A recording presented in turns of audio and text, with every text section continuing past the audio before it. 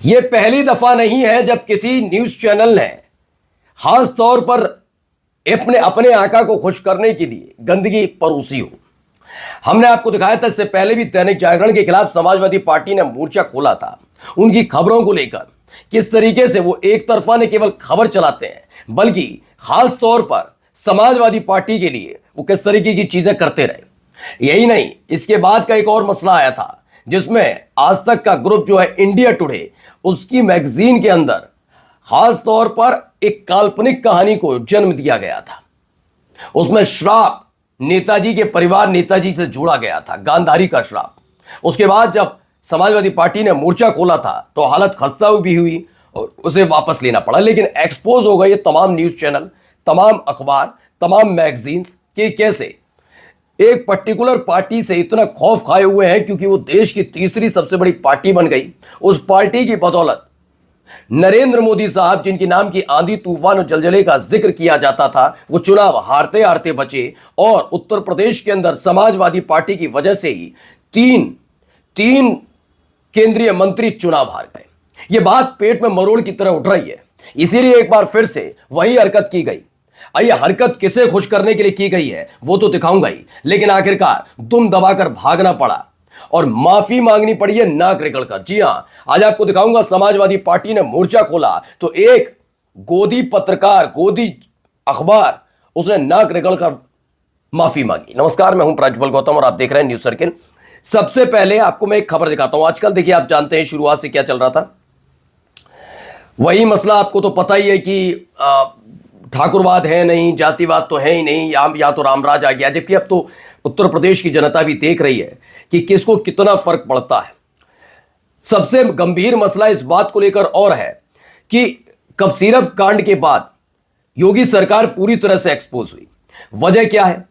जब आप रामराज का जिक्र करते हैं तो जाति नहीं होती। ठीक है, आपने कहा कि ये हुआ, तुम मुख्तार के लिए रोते हो, तुम अतीक अशरफ के लिए रोते हो, ठीक है, लेकिन ये तो बताना पड़ेगा कि नौनिहालों की जान पर जब अनबन आई तो पहली फुर्सत में खाद्य विभाग की तरफ से क्लीन चिट दी जाती है कि कोडीन कफ सिरप तो अमृत है जी, उससे कोई लेना देना नहीं बच्चों की मौत का। दूसरा, उसके खिलाफ आवाज उठाने वाले और पर्दे खोलने वाले पूर्व आईपीएस अधिकारी अमिताभ ठाकुर को गिरफ्तार कर लिया जाता है पुराने मामले में। जबकि 2017 से सरकार चल रही है योगी आदित्यनाथ की, तब से सोए हुए थे क्या? तब से सोए थे, लेकिन जब ये पूरा मामला गले की फांस बना और अमिताभ ठाकुर नहीं माने पर्दे खोलने में, तो आखिरकार गिरफ्तारी हुई। तीसरा जो सबसे बड़ा मुद्दा मैंने आपको दिखाया था कि सजातीय होने की वजह से केशव प्रसाद मौर्य सिंह नहीं बोल पा रहे थे, अमित सिपाही कर रहे थे, जो संवैधानिक रूप से गलत है पूरी तरीके से। और संवैधानिक पद पर बैठा हुआ अगर व्यक्ति ये करता है तो और भी ज्यादा ही मामला गंभीर हो जाता है। यही नहीं, मैंने ये भी दिखाया, दोषियों पर कार्रवाई करने से ज्यादा फोकस योगी सरकार का खास तौर पर इस बात को लेकर था कि कैसे भी करके समाजवादी पार्टी से कनेक्शन जोड़ा जाए। एक दिन पहले हमने आपको खबर दिखाई, जो एक और विभोर राणा नाम का व्यक्ति गिरफ्तार हुआ, वो कोई और नहीं बल्कि ब्रजेश पाठक के साथ मुस्कुराते हुए तस्वीर खिंचवा रहा था। तो कनेक्शन अगर तस्वीरों के जरिए जाहिर हो रहा है तो आप उस पर भी कार्रवाई करके दिखाइए। लेकिन अब आते हैं जातिवाद पर ही। ये जाति वाला जो खेल है, इसमें बीजेपी इससे पहले योगी सरकार एक्सपोज हो चुकी है, लेकिन इस बार तगड़े तरीके से हुई। छोटे से छोटे मामले में किसी का भी घर मकान दुकान गिराकर न्याय प्रणेता बनने की कोशिश की जाती है, लेकिन क्या ऐसा था? नहीं, उल्टा अब जिम्मेदारी दी गई, या फिर यूं कहा जाए दैनिक जागरण जैसे अखबार ने खुद इस बात की जिम्मेदारी ले ली कि आइए चलिए खबर चला देते हैं, जनता को भ्रमित तो करना है, लेकिन आप तक ये खबर पहुंचाना जरूरी है। हो सकता है आपने दैनिक जागरण की वो खबर पढ़कर एक परसेप्शन तैयार किया हो कि नई नई अखबार है, छपा है, सच ही छपा होगा। आज वही आपको दिखाने जा रहा हूं। उसका झूठ न केवल एक्सपोज हुआ बल्कि दैनिक जागरण को माफी मांगनी पड़ी है। अब देखिए, ये खबर अभी हाल ही में चला दी थी। सपा सरकार में एक ही जाति के थे 86 में से 56 एसडीएम। योगी सरकार में मेरिट और कैलेंडर से बदली पूरी तस्वीर, यानी अपना ईमान, अपना सब कुछ रख दिया कदमों में सरकार के कि सरकार कितना। और ये बहुत पुरानी खबर नहीं है, ये भी 4 दिन पहले ही उन्होंने खबर चलाई थी। दैनिक जागरण ने अपने अखबार में छापी पूरे जोर शोर के साथ। इस लिहाज से छापी होगी कि आका खुश हो जाएंगे, है ना? लेकिन ये लेने के देने पड़ गए।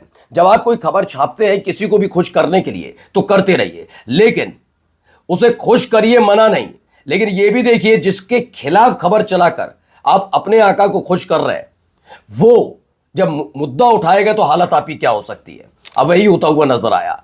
सपा सरकार में एक ही जाति के थे 86 में से 56 एसडीएम। योगी सरकार में मेरिट और कैलेंडर से बदली पूरी तस्वीर। जैसी ये खबर निकल कर आई वैसे ही मोर्चा खोल दिया गया। हुआ क्या, खबर में देखिए। लीगल नोटिस मिलने के बाद दैनिक जागरण ने यूपी पीएससी में चयनित 86 में से 56 यादव की झूठी खबर को अपने पेज से हटा दिया है। बिल्कुल इंडिया टुडे टाइप में। जब गांधारी के श्राप वाली खबर चलाई थी तब भी मैंने कहा था इनकी नैतिकता कभी रहेगी नहीं, ये सरकार से सवाल पूछ पाए। ये हमेशा सवाल योगी की जगह अखिलेश से पूछेंगे, मोदी से ये जगह राहुल गांधी से पूछ लेंगे, ये तमाम लोगों से पूछ लेंगे, लेकिन सरकार की आंखों में आंखें डालकर सवाल नहीं कर पाएंगे कि आपने एक जाति विशेष पर इतना प्यार क्यों लुटा रखा है। पूछ कर दिखा दें, लिख कर दिखा दें, ये वो नहीं होगा, वो हम नहीं कर पाएंगे। बाकी हमसे जो चाहे वो करवा लीजिए, वो वाली स्थिति लाकर इन लोगों ने खड़ी कर दी है। इसमें आगे क्या लिखा है, उत्तर प्रदेश लोक सेवा आयोग की भर्ती से जुड़ी 86 में से 56 यादव की झूठी खबर को दैनिक जागरण ने अंततः झूठा और भ्रामक मानते हुए अपनी वेबसाइट और पेज से हटा दिया। लेकिन इसमें एक और कहानी जुड़ती है। आप एक अंदाजा लगाइए कि सपा सरकार में एक ही जाति के थे 86 में से 56 एसडीएम, योगी सरकार में मेरिट और कैलेंडर से बदली पूरी तस्वीर। ठीक है, अब यह लोगों तक पहुंच गया होगा, पहुंचा, लोगों ने पढ़ा, बाद में हटा दिया। लेकिन जितने लोगों ने इसे पढ़ लिया होगा उनको यह पता ही नहीं है कि यह खबर झूठी और भ्रामक थी, और लीगल नोटिस मिलने के बाद दैनिक जागरण ने इस खबर को हटा दिया। वो रोजमर्रा की जिंदगी जीने वाले लोग हैं, उन्होंने इस खबर को पढ़ा और सच्चाई समझी होगी कि हां, उनके जहन में है ही नहीं, ये खबर अब हट चुकी है और ये खबर झूठी थी। दैनिक जागरण ने अपनी वेबसाइट पर खबर झूठी चलाई थी। यानी जितने लोगों ने पढ़ा उन लोगों तक ये जानकारी कैसे पहुंचेगी कि दैनिक जागरण घुटने के बल बैठा, उसने झूठी खबर चलाई थी। यह परसेप्शन तैयार कराया जाता है। क्या करते हैं, झूठी खबर चला लो, एक छोटा सा सॉरी कहलवा दो, काम खत्म, पैसा हजम, हो गया खेल। तब तक लोगों के मन में परसेप्शन बन गया, क्योंकि लोग ये नहीं तलाशते कि फैक्ट चेक करके देखें कि 4 दिन बाद उसी दैनिक जागरण में या फिर उसी इंडिया टुडे में वो खबर है भी नहीं है। उनके मन में, दिलो दिमाग में खबर बन जाती है कि अरे हमने तो देखा था, वो झूठ नहीं बोल सकता है, अरे न्यूज चैनल पर चला है। आदमी ऐसे ही तर्क करता है। तो सवाल यह है कि इन ऐसे अखबारों के खिलाफ कार्रवाई जब तक नहीं होगी ये सुधरने वाले नहीं है। अभी मैं कोई झूठी ऐसी खबर बता देता हूं, मेरे सारे व्यूअर्स जितने देख लेंगे उसे सच मान लें। 4 दिन बाद मैं कह दूं, छोटा सा अपनी चैनल पर कह दूं सॉरी, बस खत्म। कहीं आगे पीछे 8, 9, 10 मिनट की वीडियो में तो क्या होगा, वो 10 मिनट की वीडियो में आप मेरा सॉरी ढूंढने तो नहीं जाएंगे। आपके दिमाग में वही 4 दिन पुरानी खबर रहेगी और उससे परसेप्शन तैयार होता है। मैं बता रहा हूं, इन जब तक न्यूज चैनल्स पर, जब तक ऐसे गोदी अखबार और गोदी पत्रकार और गोदी एंकर और गोदी चैनल्स पर लगाम नहीं कसेगी, तब तक मानने वाली नहीं। फिलहाल दैनिक जागरण की अकल तो ठिकाने आई। नमस्कार।